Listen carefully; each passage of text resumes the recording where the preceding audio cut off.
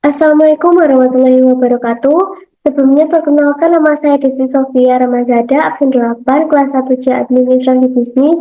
Ingin mempresentasikan mengenai tugas ujian tengah semester statistika. Sebelumnya saya akan menjelaskan mengenai distribusi frekuensi. Nah, distribusi frekuensi ini merupakan susunan data yang telah dikelompokkan menurut kategori tertentu dalam sebuah tabel yang disertai dengan frekuensi yang sesuai. Nah, untuk membuat distribusi frekuensi ini itu dibutuhkan data mentah, kemudian dibuat dengan mengikuti langkah-langkah yang sudah ada. Distribusi frekuensi mempunyai manfaat, yaitu mempermudah di dalam menentukan rata-rata dan simpangan baku, terutama jika jumlah datanya banyak. Nah, dalam membuat distribusi frekuensi juga memiliki langkah-langkah yang harus dilakukan. Seperti yang pertama, data mentah yang dikumpulkan, kemudian array data. Nah, ini itu boleh dilakukan dan boleh tidak dilakukan. Nah, manfaatnya sendiri itu agar mempermudah dalam menghitung frekuensi. Lalu yang kedua itu menentukan tentang yang merupakan selisih data terbesar dan data terkecil. Yang ketiga, menentukan banyaknya kelas dengan menggunakan rumus yaitu K sama dengan 1 ditambah 3,3 log N. Yang keempat, menentukan kelas interval dengan cara rentang dibagi banyaknya kelas. Yang kelima, membuat distribusi mulai dari data terkecil sebagai batas bawah kelas pertama dan batas atas kelas pertama. Yang keenam, menghitung frekuensi dengan sistem tally. Nah, ini merupakan contoh data distribusi frekuensi. Nah, dari data di samping ini merupakan data tentang uang saku harian 50 mahasiswa Politeknik Negeri Malang. Selanjutnya itu distribusi frekuensi dari data sebelumnya. Nah, uh, sesuai dengan langkah-langkah yang sudah saya jelaskan tadi, ini tuh pertama kita menentukan rentangnya terlebih dahulu. Nah, kalau dari data ini, data yang terbesar ini tuh berada di 55. Nah, data terkecilnya itu ada di 15. Jadi kita tuh um, bisa tinggal kita kurangkan data terbesar dan data terkecilnya. Jadi 55 ini dikurangi 15. Nah, hasilnya itu 40. Selanjutnya, menentukan banyaknya kelas yaitu K ditambah 3,3 log 50 sama dengan 6,6. Nah, ini tuh dibulatkan menjadi 7. Nah, uh, untuk mencari kelasnya sendiri itu bisa diambil dari angka di bawah 7 dan angka di atas 7. Jadi itu terdapat 3 kelas yaitu 6, 7, 8. Selanjutnya menentukan kelas interval dengan rentang dibagi banyaknya kelas. Nah, kelas rentangnya sendiri itu kan tadi 40 ya. Nah, itu jadi kelas interval yang pertama itu 40 di per 6 sama dengan 6,6. Nah, ini tuh dibulatkan menjadi 7. Lalu untuk kelas yang kedua itu 40 per 7 sama dengan 5,7. Nah, itu dibulatkan menjadi 6. Selanjutnya itu kelas interval yang ketiga 40 di per 8 sama dengan 5. Nah, ini kan K-nya maka dapat dibuat distribusi sebagai berikut. Nah, ini terdapat 3.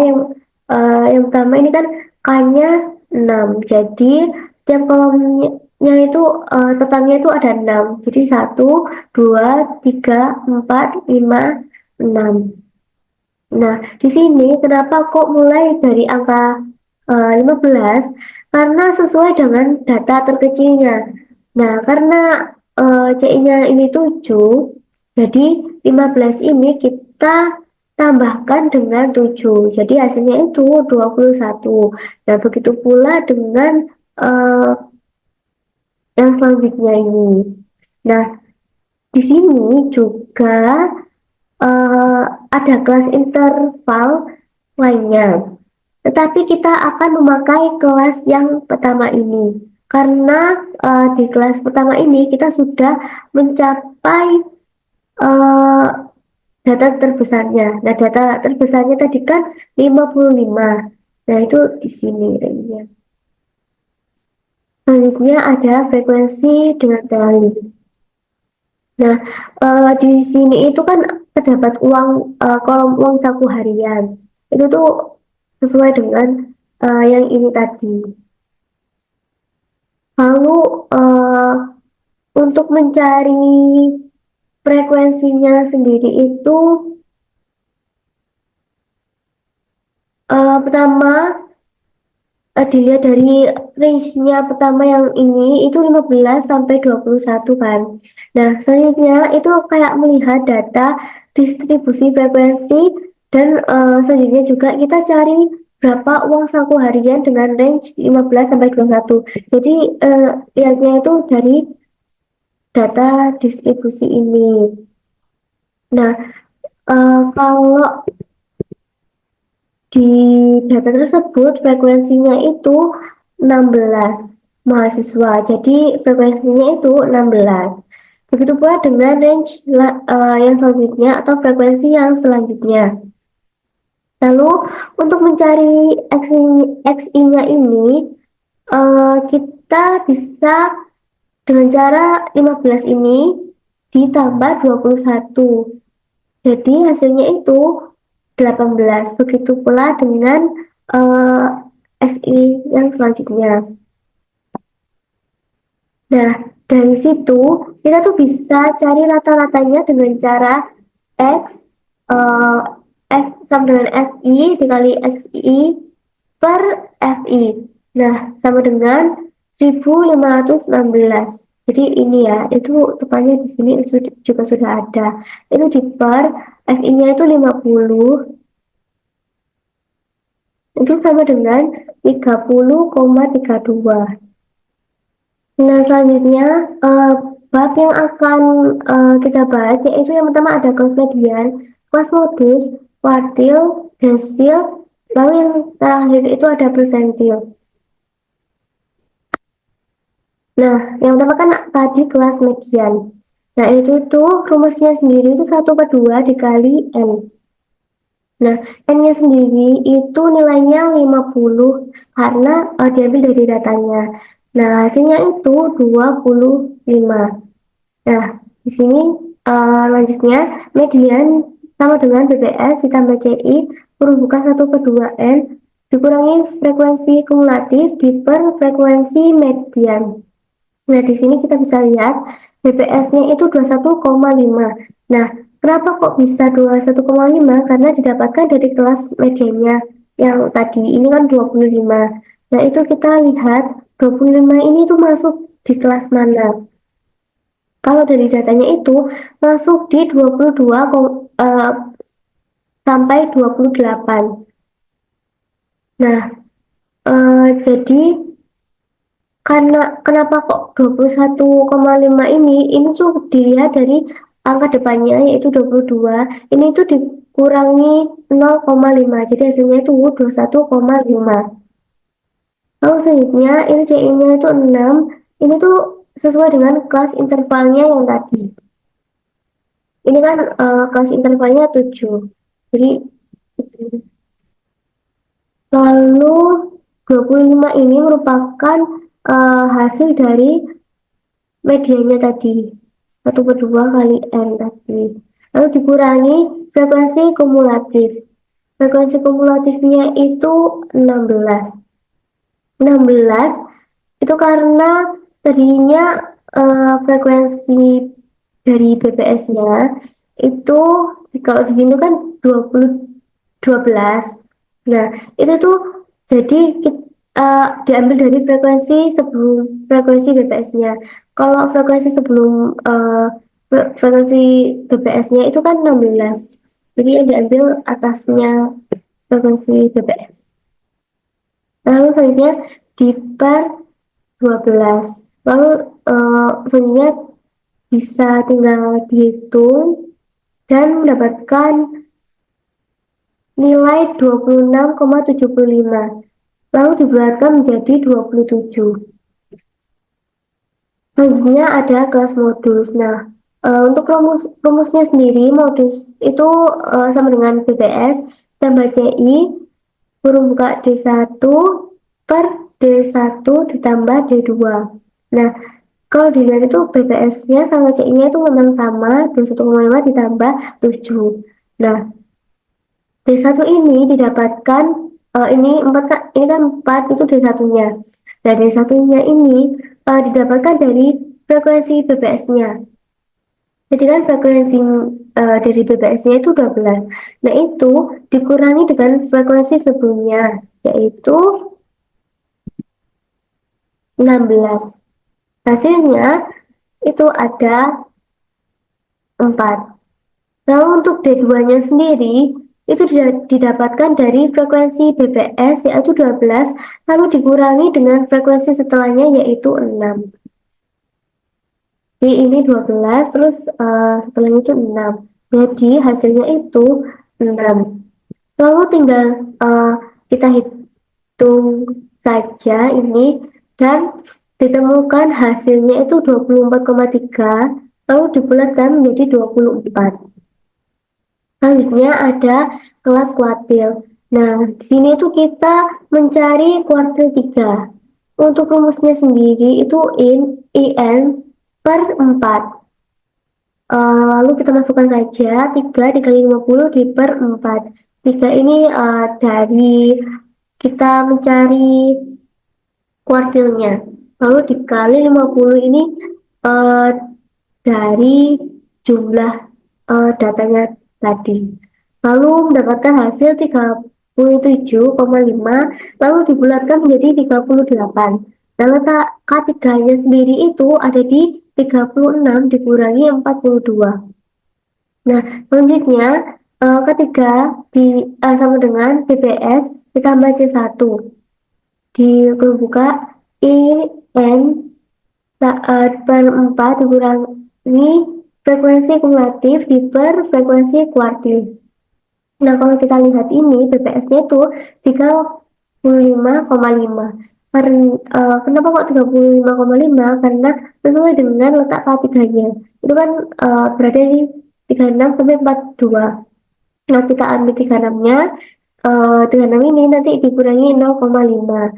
Dan C-nya juga sama 7. 38 ini ini kan hasil dari K3-nya tadi, IN per 4-nya tadi, hasilnya 48. Lalu dikurangi 6, itu 6 itu frekuensi kumulatifnya.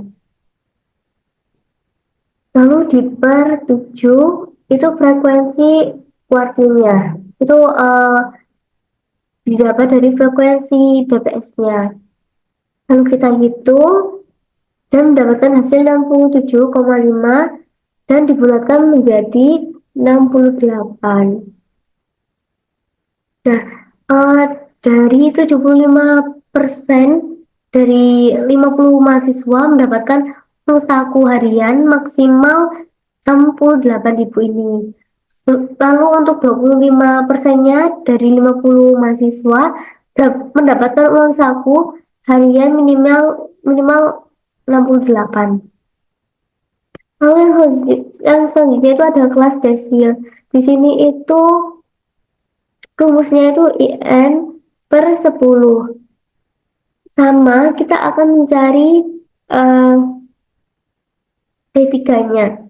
Kita masukkan 3 kali 50 per 10. Sama dengan itu 18. Nah, letak D3-nya sendiri itu mulai dari 15 hingga 21. Selanjutnya itu D3 sama dengan BPS ditambah C1 Nanti kurung buka IN per 10 kurangi frekuensi kumulatif di per frekuensi desil. Nah, BPS-nya tadi kan 15, ini kita kurangi 0,5, hasilnya 14,5. Untuk CI-nya tetap sama. Lalu untuk 18 ini merupakan nilai dari IN per 10 tadi ini.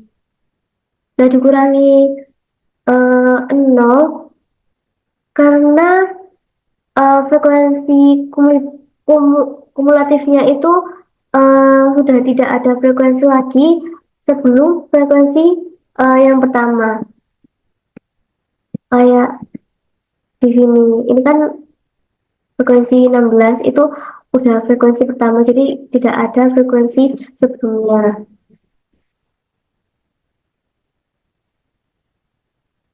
Nah, kita hitung saja lalu mendapatkan hasil 22,375 yang dibulatkan 22,400. Lalu yang terakhir yaitu kelas persentil, itu kita mencari P8. Kenapa kok P8? Karena sesuai dengan nomor absennya sendiri. Nah, untuk rumusnya sendiri itu IN per 100. Kita masukkan saja 8 dikali 50 di per 100.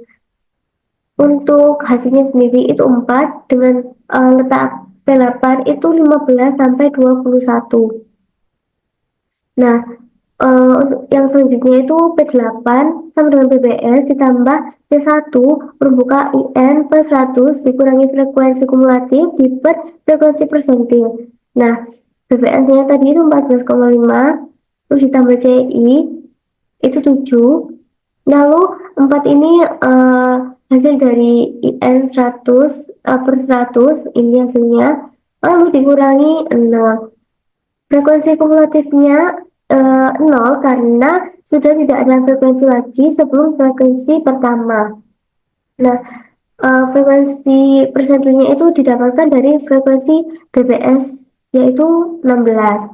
Nah, bisa dihitung lalu kita mendapatkan hasilnya yaitu 16,25 dengan dibulatkan menjadi 26.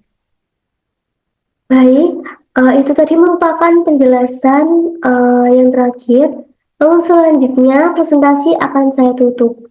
Terima kasih. Wassalamualaikum warahmatullahi wabarakatuh.